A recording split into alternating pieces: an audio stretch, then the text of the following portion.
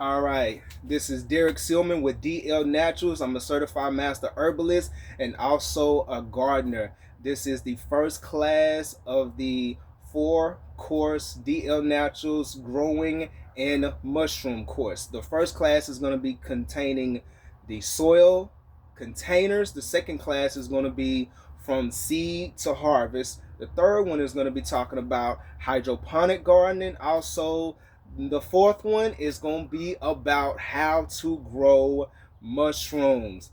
I'm just excited for everybody to be here that's tuning in. I'm also, recording as well, so people that weren't able to make it, they can chime in as well and look at the recording.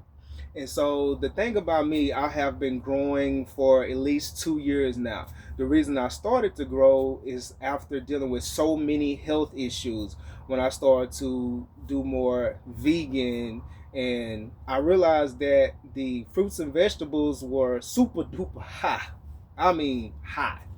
And so I started seeing that there was always a recall on this vegetable, a recall on this herb, a recall on this. So I decided, you know what?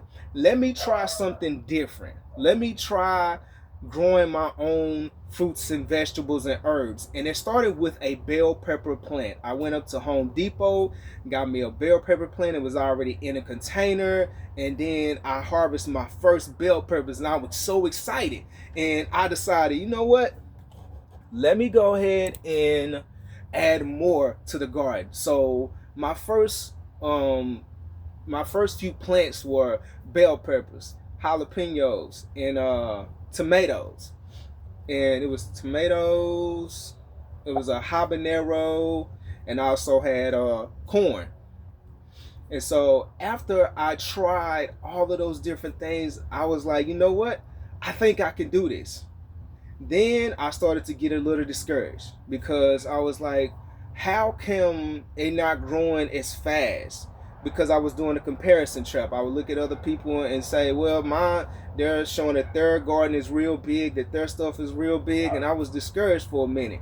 But I realized that there was some stuff that I wasn't doing. I wasn't properly watering. I didn't have it in the right conditions, or it was too hot, or I had it out and a squirrel will attack it. Any gardener that is growing outside will know that these squirrels are savage.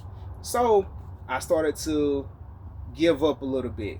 Then I thought about it, you know what?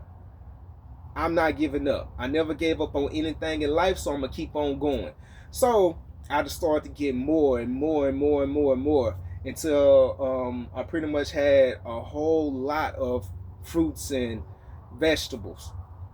Then I decided, okay, let me start doing a greenhouse. So I had a greenhouse with some cattle panels and some PVC pipe, and it did not stop the birds and the squirrels. And so I also decided, you know what? Let me take it up another notch. Let me go ahead and create a greenhouse. Took a Amazon greenhouse, put it together, add stuff to it to weigh it down and to keep on modifying. Like you can probably see in the background, I have like fans and everything to keep the fruits and vegetables good during like this crazy Texas weather. So that's pretty much my testimony. Now it's been put on my heart to show other people how I've started with growing, even my mistakes, my failures, the times I want to give up. And I think a lot of people like Renee, she showed me a lot of stuff about the different bugs and the different stuff I need. And so now it's time to get with the testimony. Now, I always say that, and what I've learned is that you can grow anywhere. You can pretty much, if you got the space, you can grow anywhere.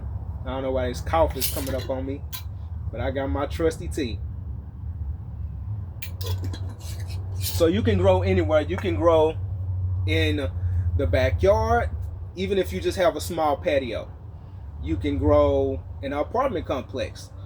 All you need is space to grow.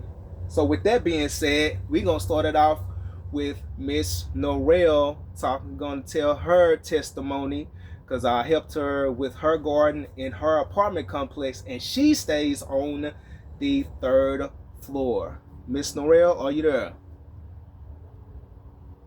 I'm here. So go Sorry, ahead. I was actually out here in my small little garden trying to put some peppermint because these little aphids are going crazy. Yeah, they the devil. Yeah. But so basically, I'm on the third floor, and so when I first started gardening, and Derek kind of showed me how to garden, but my first year, I absolutely killed everything. And then my second year, this is my garden now, so I got me flip this camera. Oops. Let me see. I haven't used Zoom in so long. Oh, here it is. So now this is my tomato plant, and then it's like some little small tomatoes on there. I don't know if y'all can see that, but and then it's my strawberry plant, and I just picked most of my strawberries, but so there's none right now, but it's flowers growing, and I had about like 20 strawberries so far. And then this is my green onion, and I got some beans that taking forever to grow. And these aphids are killing my okra. Yes. Look, but I just put some peppermint oil on these, and so hopefully they're good. And it's my cucumbers, and then I got a avocado plant that's trying to do something.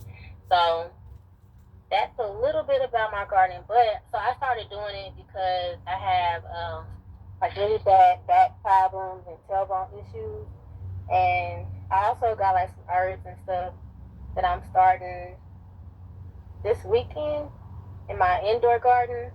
But it's a little different when you gardening like and on the third floor, because if it's cold, like on the first floor, it's gonna be colder up here, and if it's hot, it's gonna be hotter up here.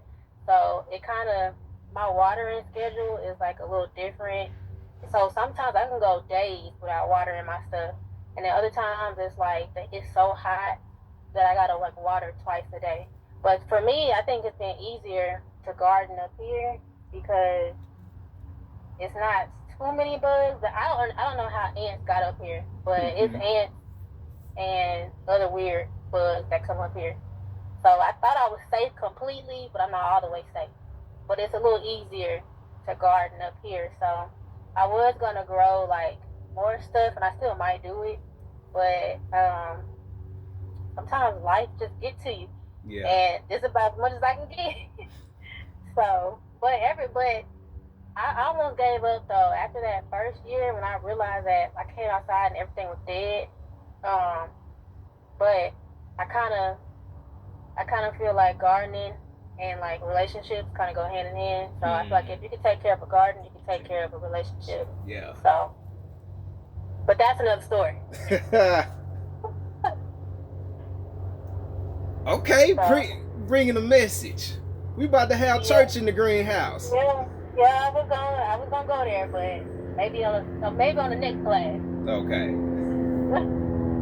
So, but that's just mine. I don't know if y'all have any questions. But it's been pretty.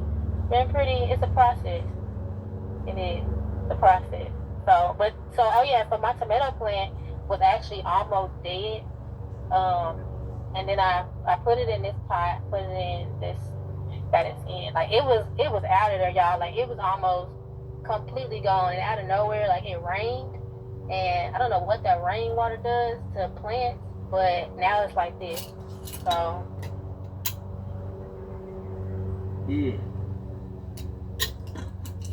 Oh, that's about it for right now. Beautiful. Oh, I got some ginger too. I got ginger. Okay. So, but it hasn't. The little leaves haven't came out yet. So. Okay. So that's that. I have a question. Yes. How often do you have to change your pots?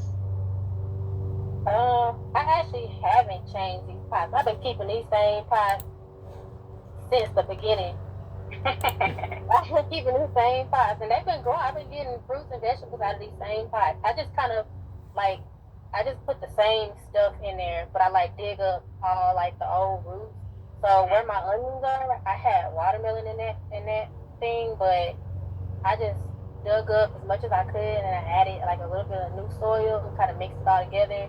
And I put some fertilizer inside where I'm gonna plant each plant at, and I just did that. I love that. Is there like a rule of thumb that you would go off of to know if you need to repot? Like, does it like start slowing down, or because I know like there's been times where I've noticed like my plants are pretty stagnant. Like they don't grow. They still stay alive, but I'm thinking maybe that's because I might just need to change the pot, but I haven't quite figured that part out yet. I think it depends on. Oh. Now the thing about that's what I'm actually gonna get into, because I was gonna answer it, but you go ahead. So what I realized, and even from experience, is that different plants or have different size pots. And so with that being said, we're going to get into the container part, because this is the mistakes that I've made. The reason that my bell peppers didn't get too big is because they were in a pot like this. And I realized that certain pots grow with certain herbs and certain vegetables and fruits. So let me just show you different sizes. I have a few of them. This right here is good for when you want to get started. If you want to go ahead and start your plants, you want to start it indoors, maybe at a windowsill, or you can start it outdoors. This right here is more of a, it's a little bit medium size. If you want to put something bigger in this one, you can use this as well. These will be more of your small. Then here's more of the medium-sized pots. The medium size is where you can add like some strawberries. You can probably add more herbs, but it's not recommended for like tall fruits and vegetables where the vines grow low. Then you got more of the thicker pots. So these will probably be good for like your pineapples and things of that sort. And you also got to make sure that it has drainage on the bottom of each one, because you do not want to have too much water in there, because your pots will get moldy and it will get overran by fungus gnats. Now here's one of the main things that a lot of people use are the buckets. These buckets, they don't cost that much. You can go to Home Depot, Lowe's. I got these from Harbor Freight for $3.99. And so these right here are the main things that a lot of people grow stuff in. For example, when I had the bell pepper plant and it was growing, it was stagnant, just like Miss Ty was saying. And then when I repotted into something else, that's when, where's my bell peppers? That's when these got a lot bigger, because with certain plants they need room to grow. So if your plant is stagnant, that means it's not getting in the right roots. The roots is just start wrapping around each other, and sometimes it will pretty much just choke itself out. I'm gonna share the screen real quick because I also have a couple of slides and things that I'm gonna show you. And for everybody that's on here, I can send all of this information for you as a guide. Share my screen. So these are the different container sizes. The small ones, just like these right here, are good for lettuce, mixed greens, spinach, radish, strawberries, herbs. So something like this, or even like this, that will be good for your herbs and your strawberries. Like right now, I have mine. Now I do have my herbs in like the 5-gallon containers, so those are pretty big. Now going back to the bell peppers and the jalapenos, those are medium-sized containers, which are more the 3. That would be like 3 to 5 gallon, which would be like this size to more this size. Also for cherry tomatoes. Now the cherry tomatoes that I have in the back, those are in like a 20-gallon one, but I have 3 cherry tomatoes in there. Let's go on to the larger size, which are like the 5 and 10-gallon ones, which are like the real big ones over that you kind of see over there. And so those are real good. And the stuff for like, when you see where it says like beets, the carrots and the sweet potatoes, those are good for like raised beds. And there's different, when it's talking about containers, raised beds is like one of those great things that a lot of people use, especially if they have the space. And when it comes to raised beds, that's pretty much where, you know, sky's the limit. You can plant something big, depends on how big your raised bed, or you can plant something small.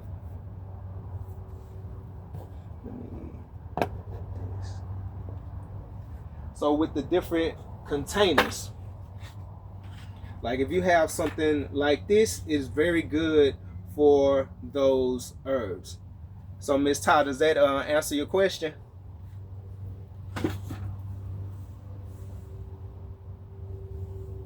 Is she on here? No, I'm here. Yes, that definitely does answer my question. Sorry, my background is kind of loud, but yeah, thank you so much for breaking that down. Awesome. Cool. Because that's the thing. That's one of the things that I did not know. Another thing that I did not know is different soil types. Now let's get down to the nitty gritty, the soil types. See, the one thing that I did when I first started growing, I just started getting any type of soil. I mean, the soil that I see at Home Depot, it'll be the potting soil, which is good. But over the years, I was wondering, why is everything not growing? Why is it not getting the right nutrients? Why is it, overran by fungus gnats? And then I started to realize that different fruits and vegetables and herbs need different soil types.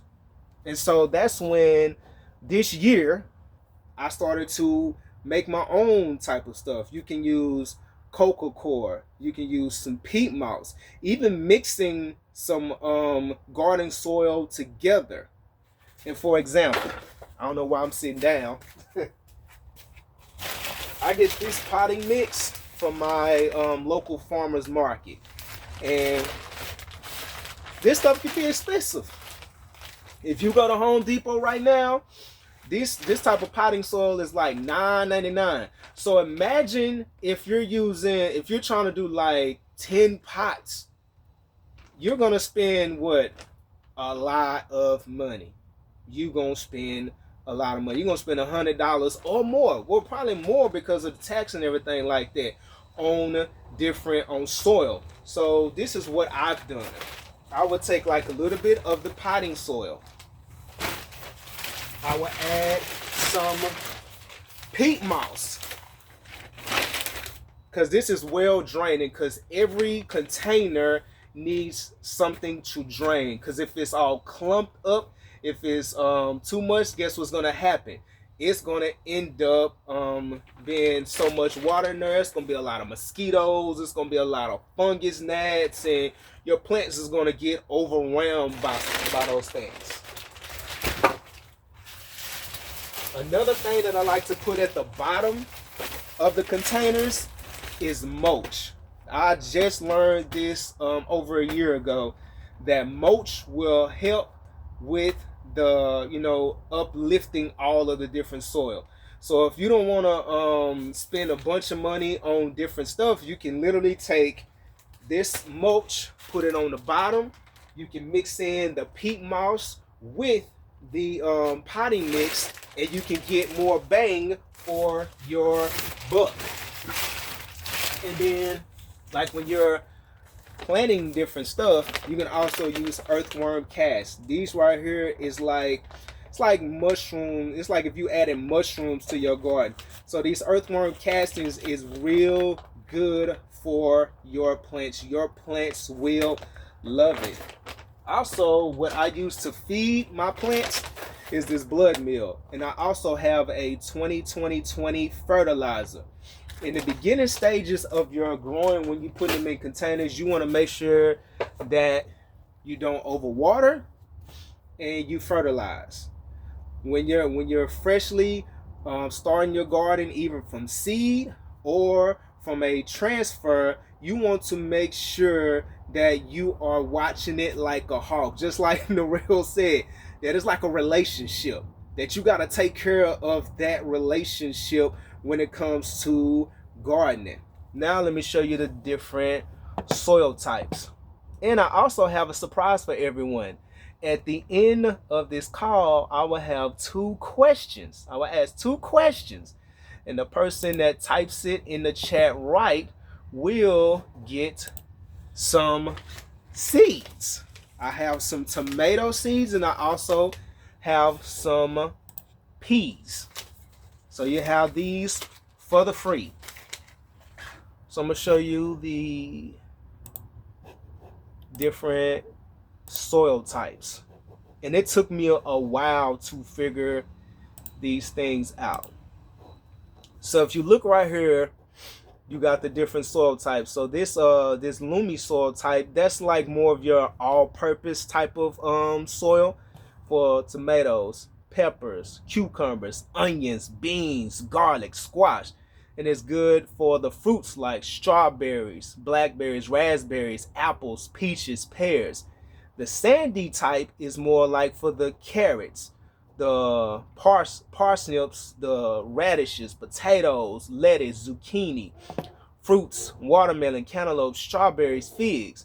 And talking about potatoes, what I've done with potatoes, I don't want to say tomatoes, but potatoes, I've grown those in grow bags, and they do very well because like potatoes can withstand a lot of heat. So can corn. So for example, like if you want to do corn or potatoes and stuff like that, and it'll be easy to do carrots. Any root type of vegetable will go good in grow bags. If you don't have like a big raised bed or a lot of room, you can use a grow bag. Moving on to the clay, which is broccoli, cabbage, cauliflower, kale, Swiss chard, Brussels sprouts. The fruits are pears, plums, apricot.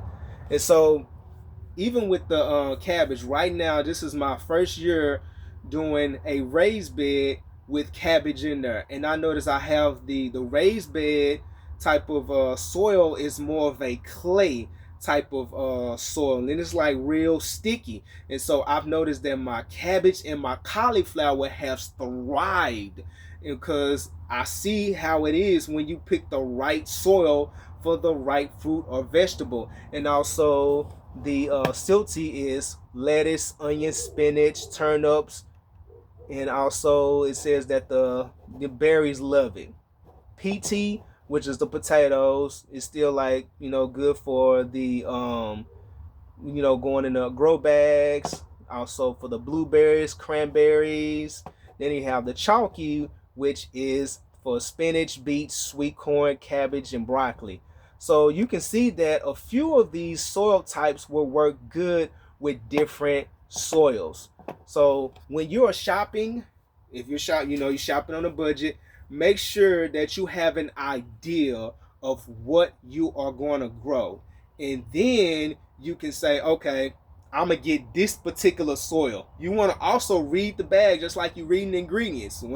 Nowadays, we got to read the ingredients on the stuff that we are buying. It's the same thing when it comes to gardening. You want to take your time, read the ingredients. The mistake that I made, I was literally just throwing stuff together, getting everything and just putting it in there, and was wondering why I was setting myself up for failure. So you also want to take your time, just like in a relationship, take your time to put everything together.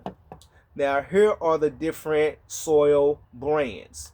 You know, the most popular one is Miracle Grow. You see that pretty much everywhere. But then they got different types of Miracle Grow for different types of plants. Like the Miracle Grow, I seen Fox Farm at my farmer's market in Burpee.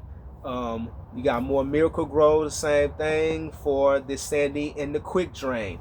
You also got the Earth Grow for the clay, then the PT for the coast of Maine.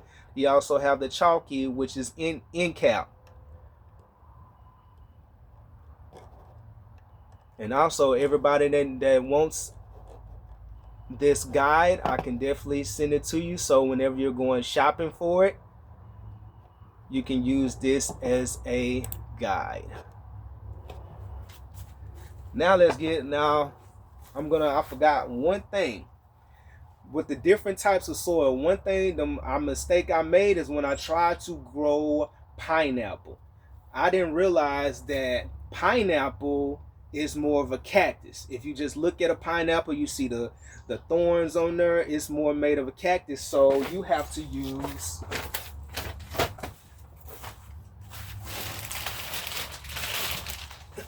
this type of soil. This is the Miracle Grow cactus, palm trees, and the different type of soil. And this is also good for citrus. So if you're growing like oranges, lemons, this is the type of soil, lemons and limes, this is the type of soil that you need, because you do not want to put the wrong soil type with the wrong vegetable, because it will end up dying.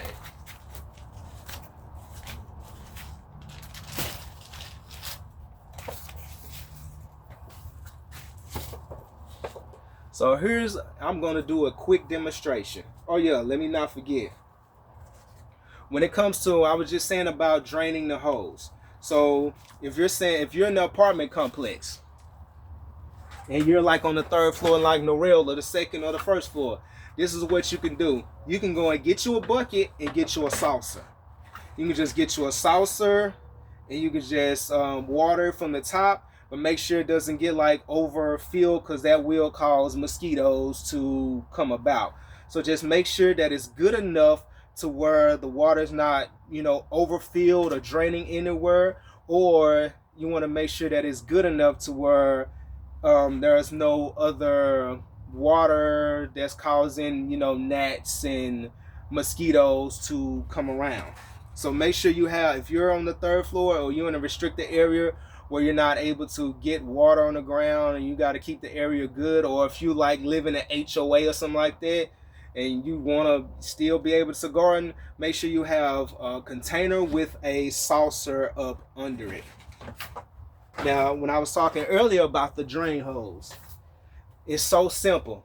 You could just grab you a bucket, you could take you a drill, and all you got to do is just drill.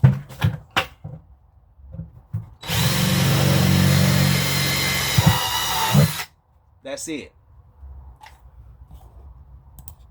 All you have to do is drill drain holes in each of your bucket, because every plant needs proper drainage. If the plant doesn't have proper drainage, it will end up being on the RIP list.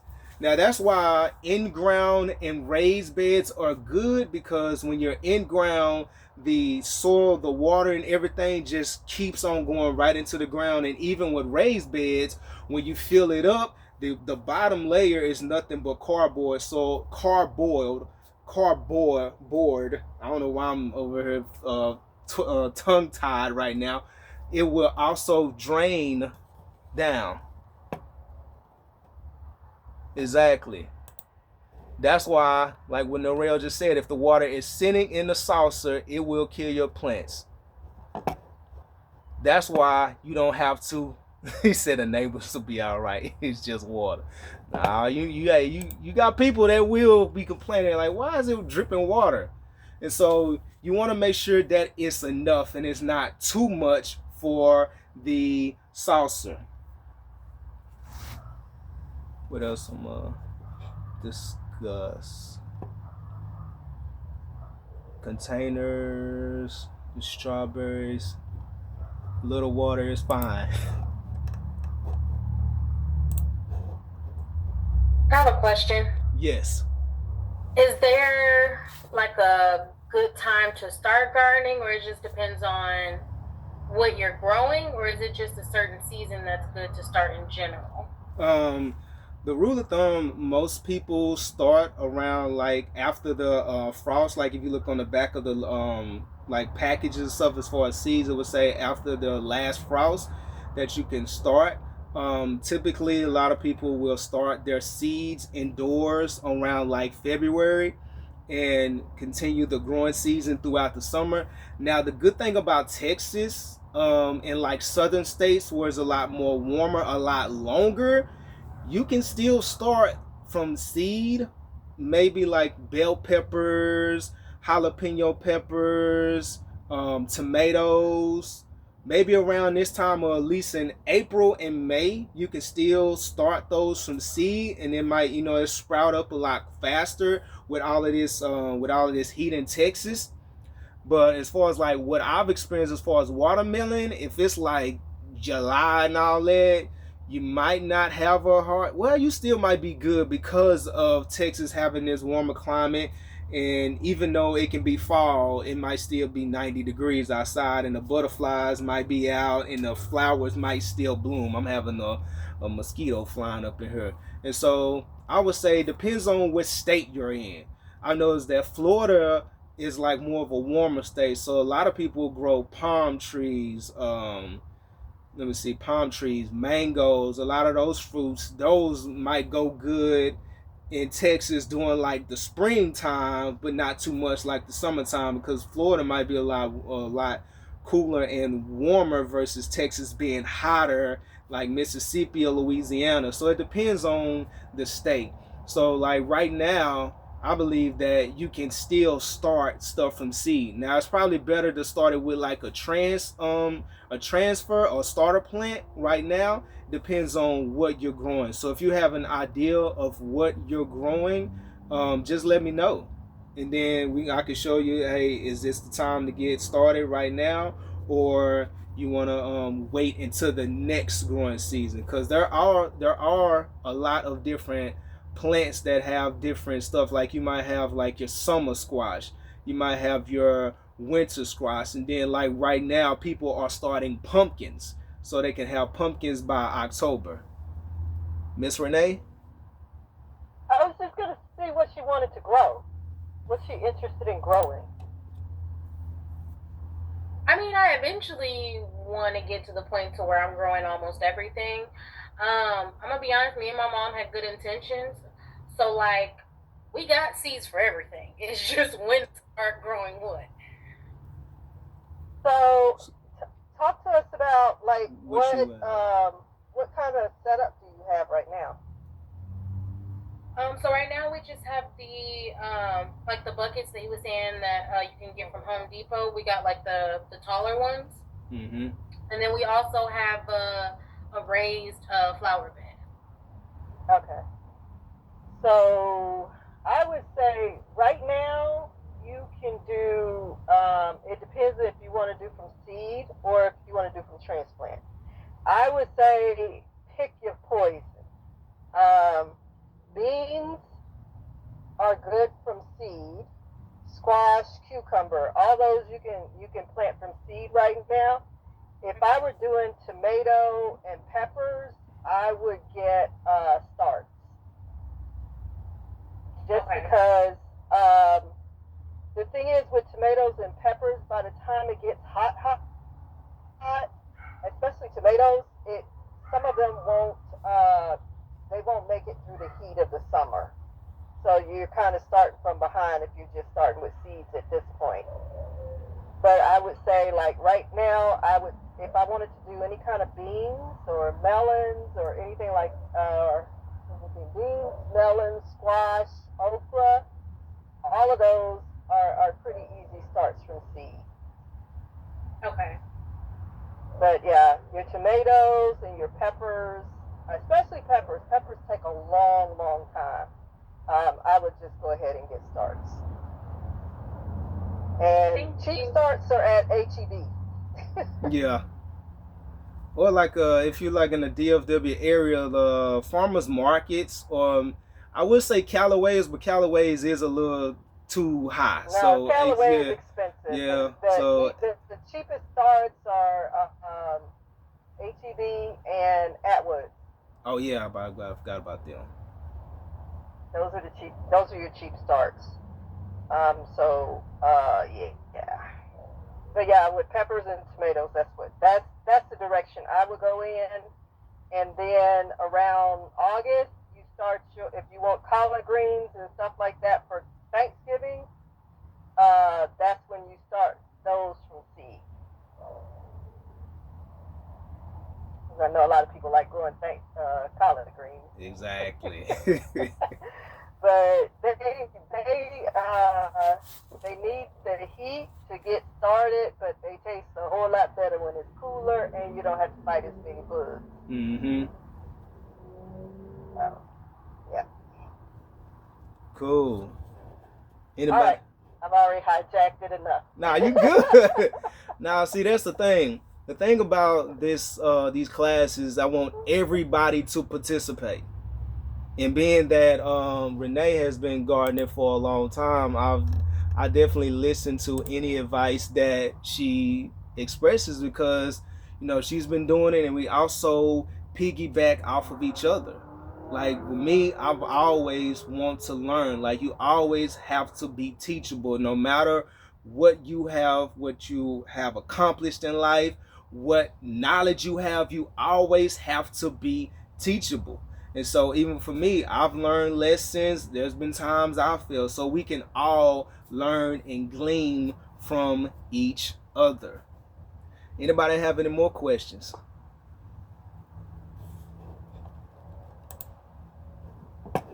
I got a question. Yes, sir.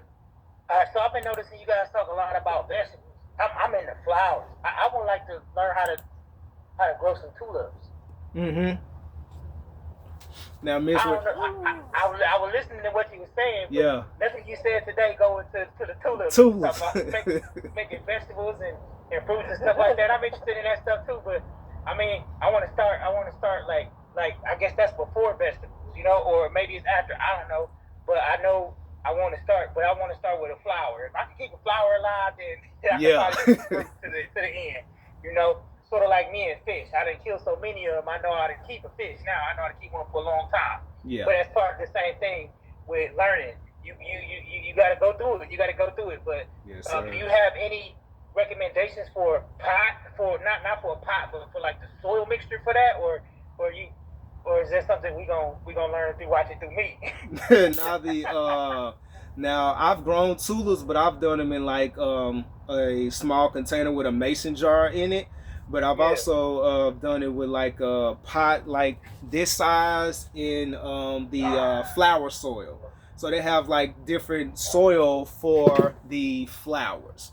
And so that's pretty much what I've learned, you know, just on the tulip part. I haven't grown a lot of flowers because I was scared that I was going to kill them just as fast as I was going to do the other stuff. So ever since I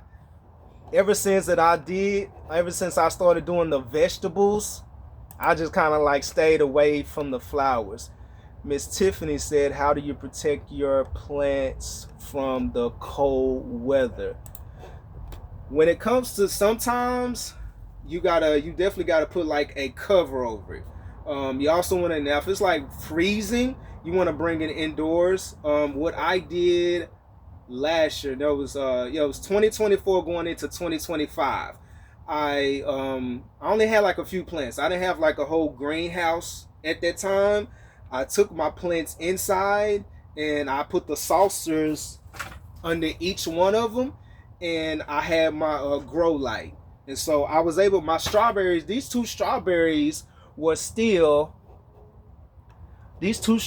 have been with me even during that cold. Norel said, you don't just pray, let God handle it. But for the people that's, yeah. And so this year, like last year, I took my plants inside the garage and I put the grow light.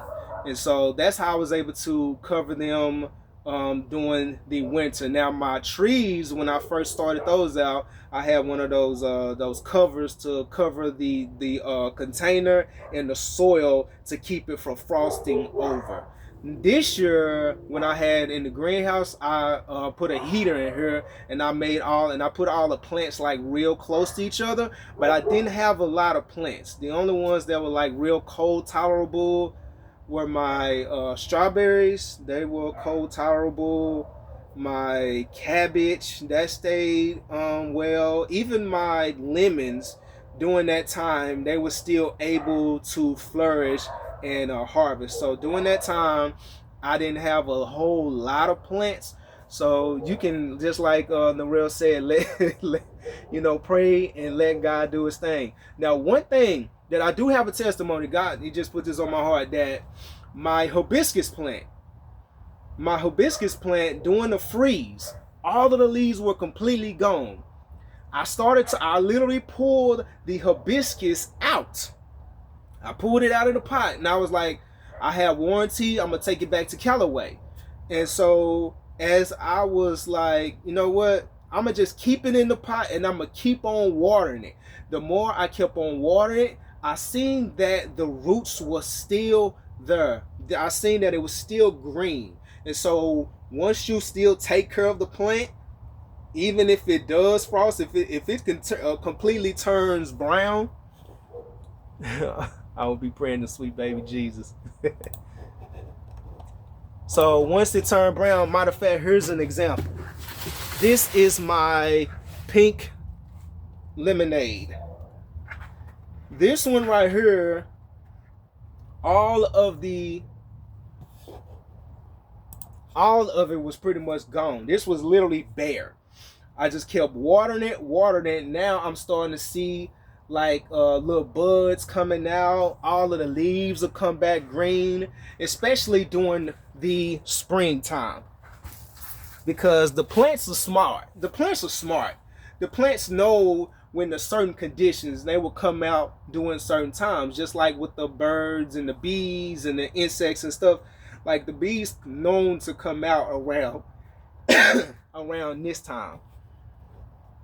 Oh yeah, fighting insects.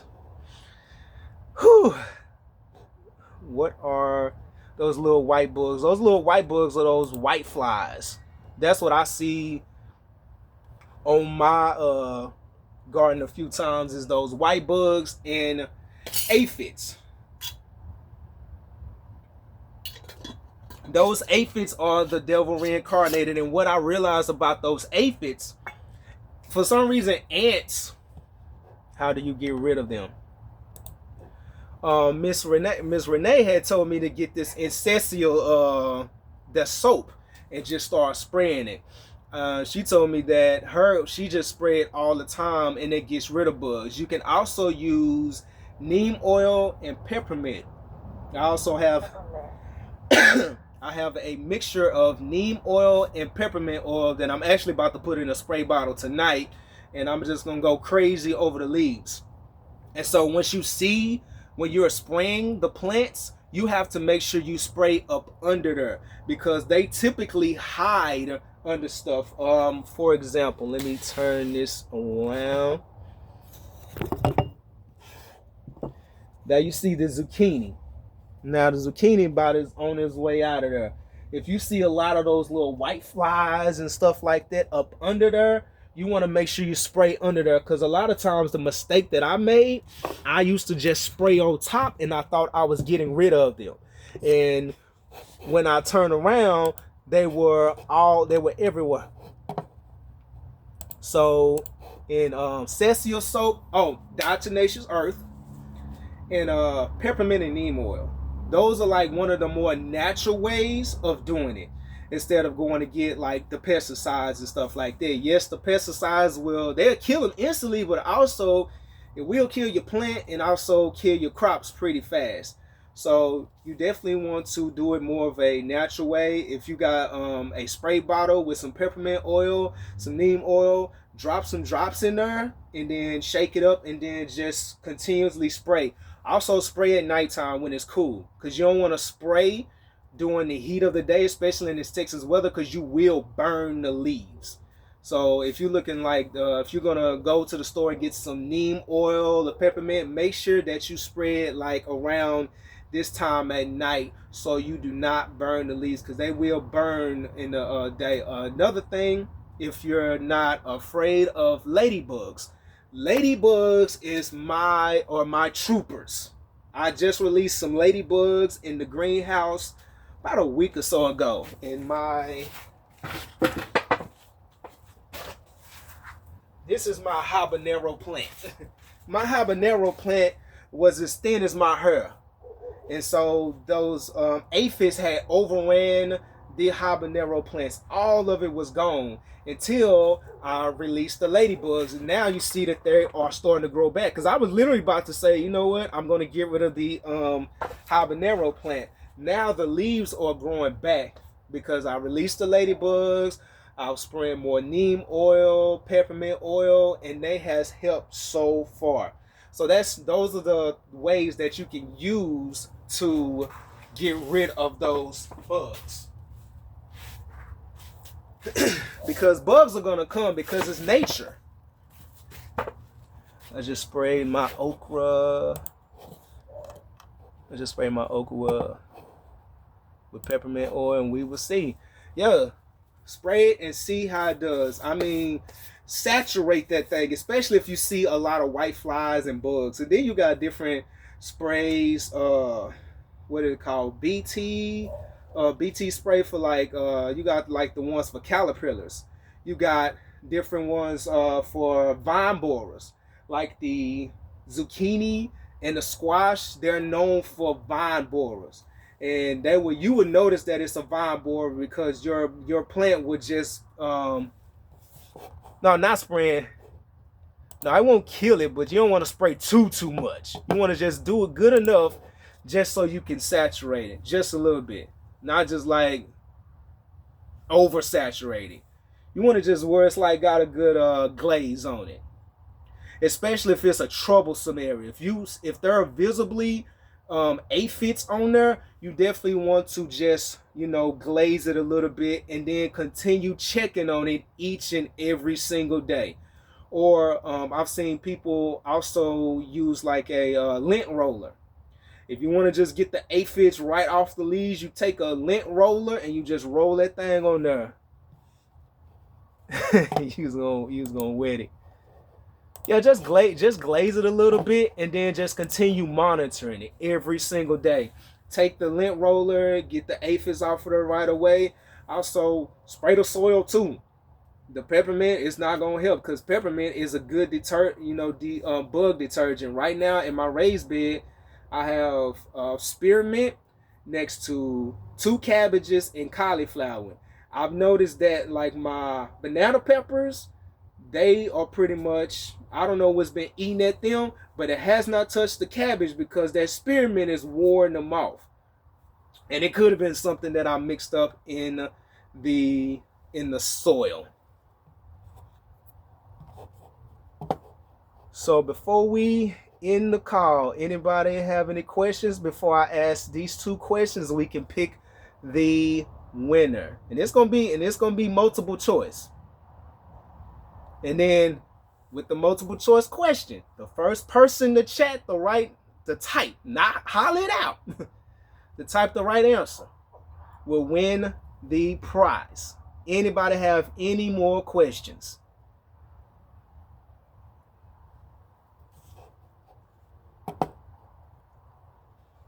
All right. Question number 1. What soil is good for pineapples? You got cactus type soil, all-purpose soil, or clay soil. First person to type it. Oh, looks like Dwayne got it right. He was quick to the draw. Okay. Question number 2. What size container is good for what size container is good for strawberries? Small, medium, or large? Wait a second. Who? Somebody beat. Okay, Miss Tiffany beat him to the punch. So we got 2 winners. 2 winners would get some seeds, tomato plant seeds, and also some peas. So I'll begin with y'all, on the address and send that on out to y'all. Anybody have any more questions before we end the call? Questions or comments, any advice?